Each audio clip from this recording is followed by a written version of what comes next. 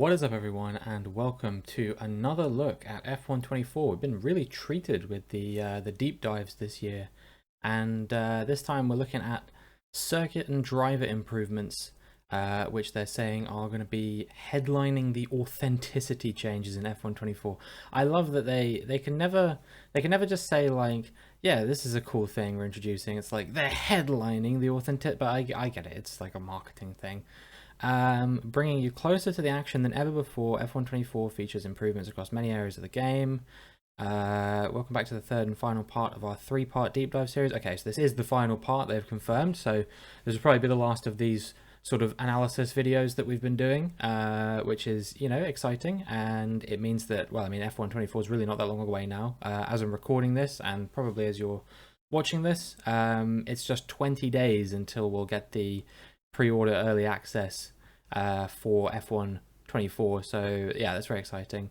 We'll go through all the updates and new bits we've added to F124 to make it the most complete F1 experience, with special attention paid to our circuit and driver updates arriving when F124 releases on May 31st across all platforms. Okay, so track updates. In F124, you can take on all 24 circuits from this year's official calendar with dozens of kilometers of tarmac to race on. This year, we have been hard at rebuilding some of your favorite tracks to bring you closer to the real-life grid than ever before. Okay, so here's an interesting thing. They say you can take on all 24 circuits.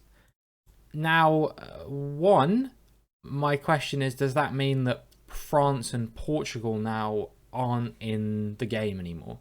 Have they just for some reason decided to get rid of bonus tracks that have been in the game for the last few years and just said, nah, we can't be bothered with this anymore, so we're just going to get rid of them? And two, I remember that there was that in that previous career mode deep dive, a lot of people noticed that there was a trophy relating to, I believe it was Hockenheim, behind Alex Albon in one of the clips that they'd posted, which they were wondering if that meant that Hockenheim was in the game. This seems to be confirmation that it's not. Either that, or for whatever reason they're being very coy about the idea that there might be bonus tracks in here, and that's why they haven't said anything about returning bonus tracks France and Portugal, because there are other bonus tracks coming as well, which is about the only reason I can think of as to why they wouldn't have included France and Portugal in the press release if they were in the game.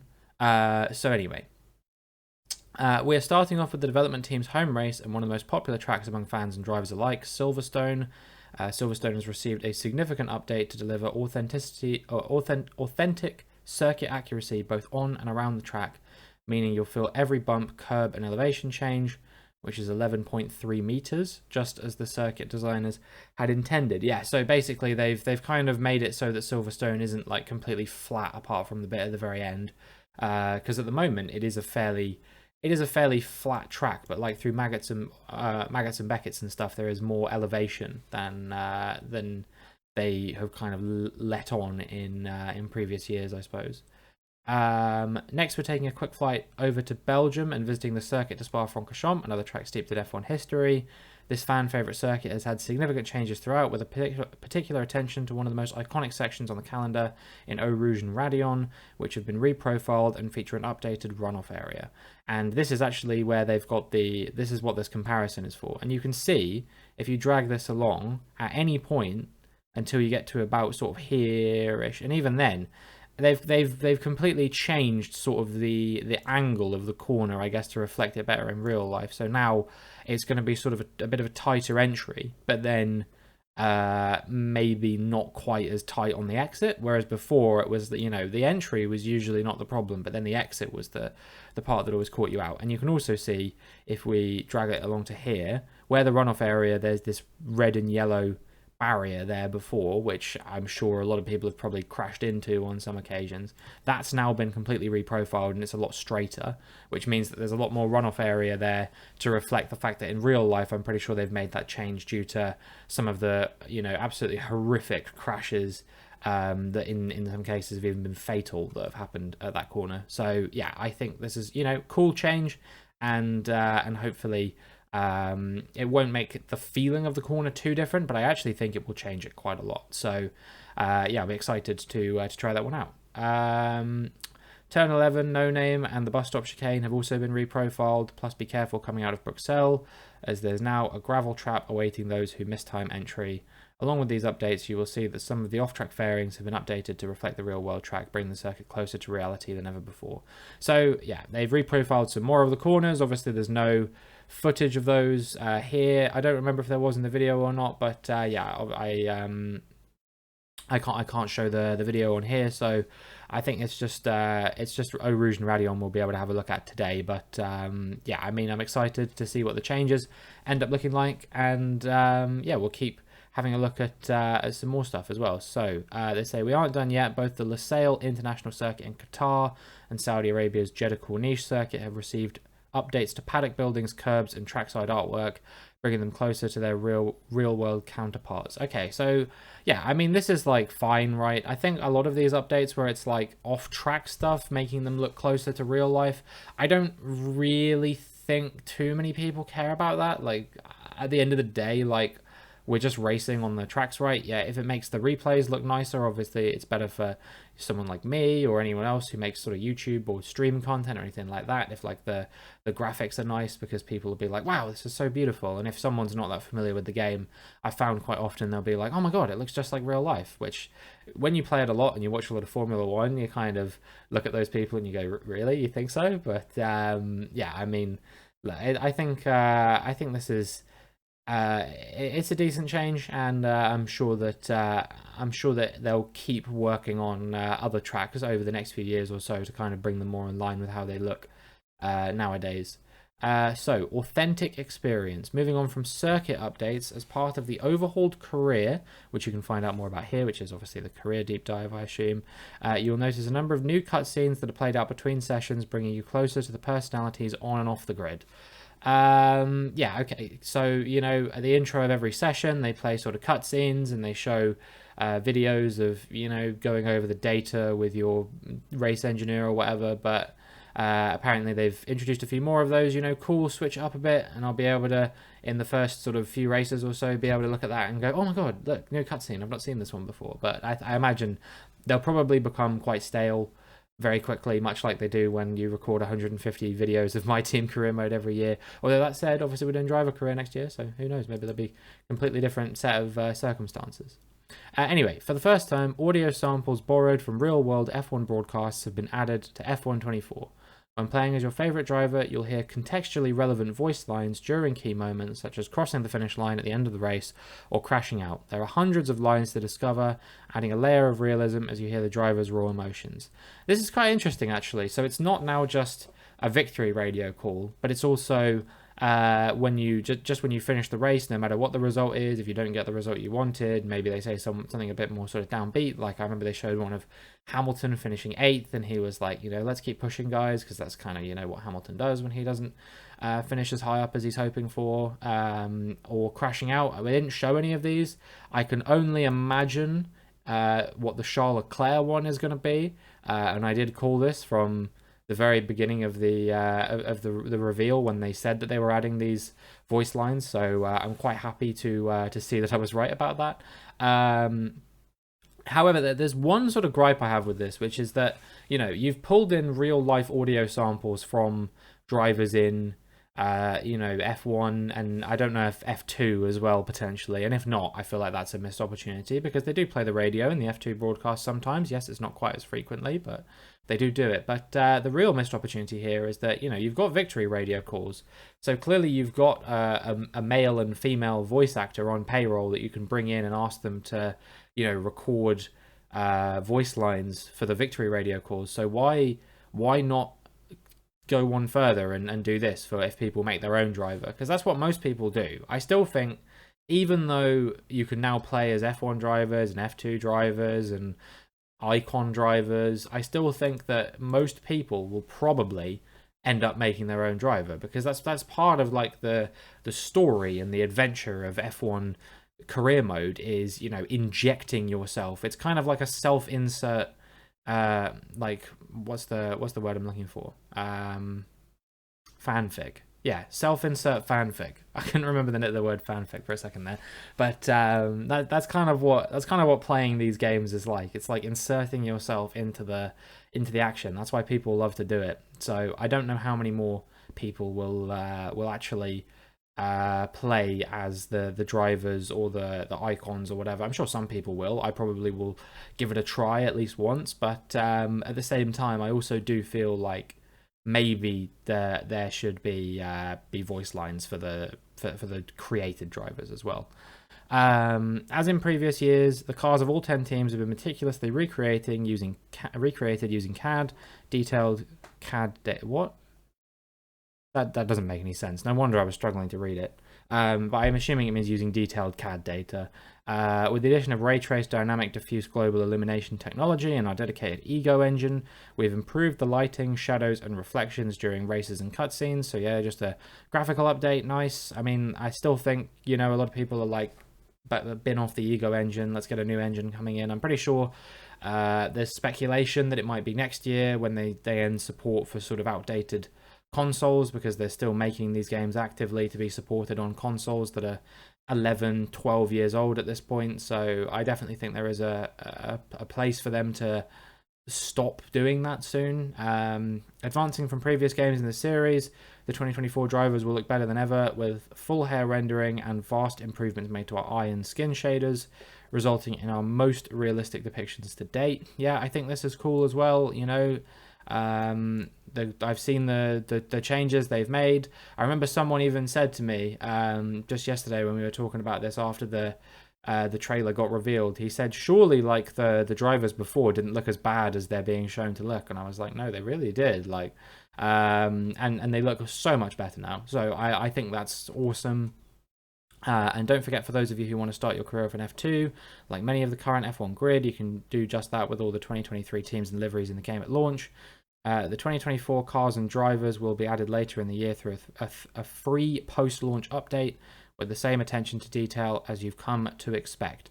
So I think that means that they've done like full face scans and stuff of the F2 drivers as well, which is quite cool. It would suck if they didn't have the same attention to detail, and it's nice to see that they are going to bring 2024. I don't know why they don't do it at launch. Maybe it's just a case of it's more difficult to get like the F2 drivers to do it, because I don't know, maybe they do it at like a certain race of the year or something, and usually if you've got a driver coming into F1, he's previously raced in F2. That's all I can think of. But anyway, my team icons, more iconic drivers feature in F1 24 than ever before, and now for the first time you can jump into the shoes of one of them to take on a full driver career building upon their legacy.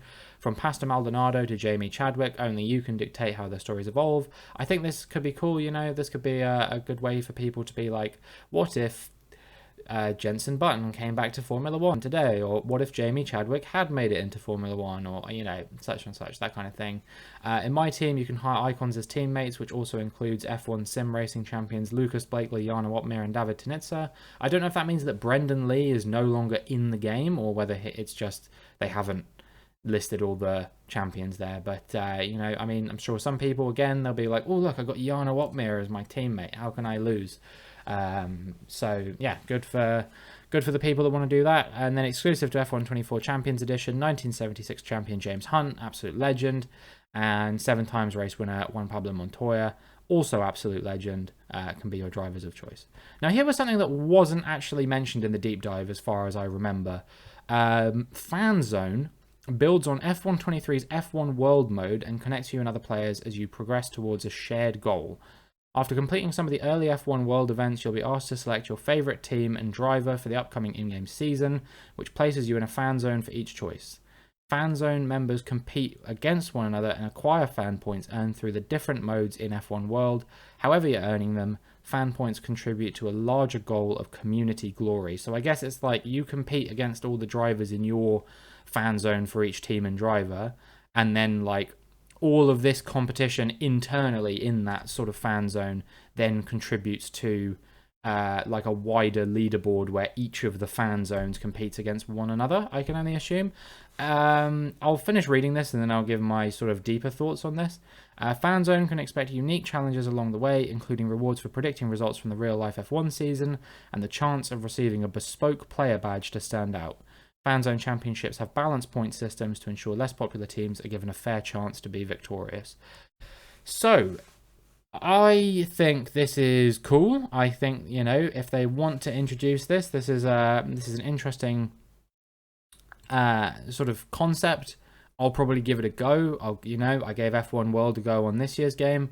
Here's my biggest problem. There's still nothing here that I'm looking at this and going, okay, this is what's going to make people finally be like, yeah, I'm going to play F1 World. F1 World, that's the mode for me. I really just don't get what the incentive is for F1 World, because it's not multiplayer because nobody plays it. It's not fun because it's way too easy. And I can't think of a third thing to be like, oh, I guess just like, it's just not like anything really, you know.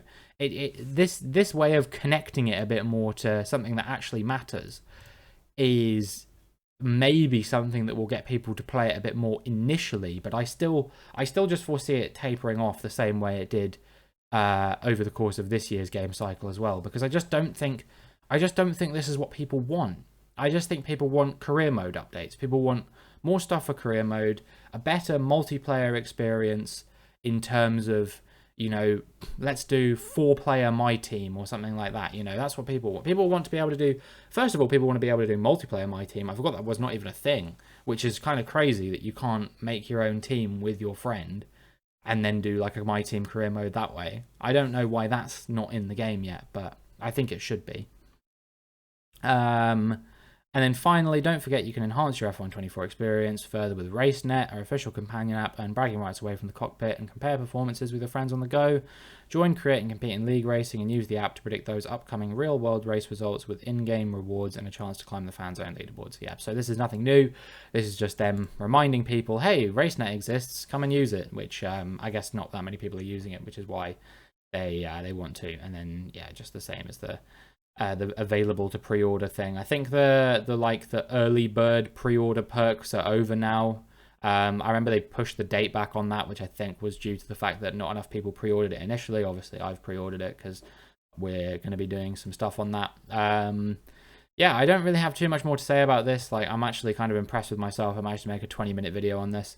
But I guess it's just one of those things where, like, you know, they gotta tell you everything they've done. I think the updates, you know, most of them are welcome updates. My opinions on this range from like neutral to, you know, cool. But there's nothing here that's like absolutely blown me away in terms of like excitement and wow factor. I don't know if this needed to be its own deep dive in the same way that like the gameplay changes and the career mode changes needed to be, because those were big. But this is just like, hey, we've made a few tweaks and we're calling this like one of the big updates that is being brought to F124. This is maybe the first time that I've walked away being like a little bit disappointed, because I would think to myself, like, if you're going to introduce stuff like this, go the full way, you know? There's so many tracks on the game which aren't necessarily sort of perfectly perfectly kind of in line with how they are in real life. I'm trying to think of other examples. Like, I think Mexico still has significant differences to real life. I saw people mention Hungary as well, so that's another one that potentially they should be working on as well. So, yeah, my thought process is, if you're going to go some of the way, why not go all the way? And why is it only 2 tracks that have actually had some sort of reprofiling, and then 2 more that have only been in the game for a couple of years? In the case of Lusail, this is literally only its 2nd year in the game. Why are we already getting overhauls to that when there's tracks that have been in the game for years that have issues with them that aren't being fixed? I don't really understand the incentive to do that personally, but yeah, that's just me. That's my thoughts on it. Overall, there's nothing bad here. There's nothing that I've walked away going like, this is a bad change they've made.